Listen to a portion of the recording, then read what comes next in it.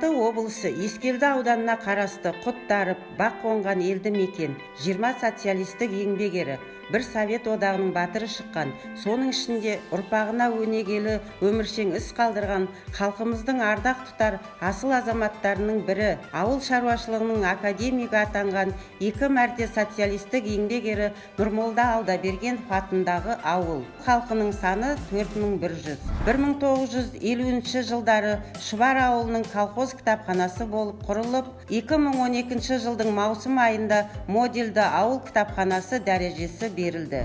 Кітап қоры 22300-ге жуық, оның 11000-ға жуығы мемлекеттік тілде. Жыл сайын жаңа әдебиеттің 500-ге жуық данасы алып отырады. Оқырман саны 2367, оның 987-сі балалар мен жасөспірімдер.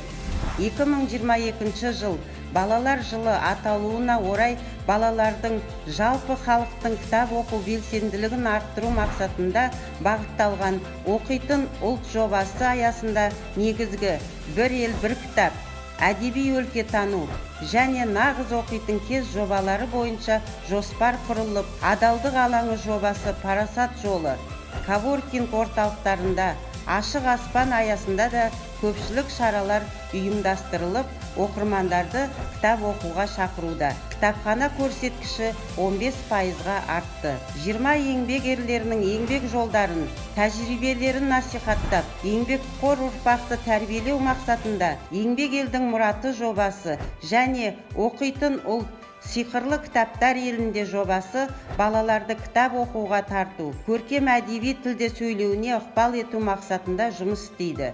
Қазақ қызының бойындағы ұлттық салт дәстүрді, өнерді, ұлттық қасиеттерді таныта білуге тәрбиелеу мақсатында Қызғалдақтар қыздар қызығушылық клубы жұмыс істейді. Мүмкіндігі шектеулі адамдарға кітапханалық қызмет көрсетіледі. Оқырмандарға кітапханалық қызмет көрсету жүйесін жетілдіру мақсатында ақпаратты жедел іздестіру мен оқырманның уақытын тиімді жұмсауда веб-рабис бағдарламасымен жұмыс жасайды. Кітапхана ісін дамытуда қол жеткізген табыстары үшін Алматы облысының және ауданның басқарма басшыларының құрмет грамотасымен және дипломдарымен марапатталған.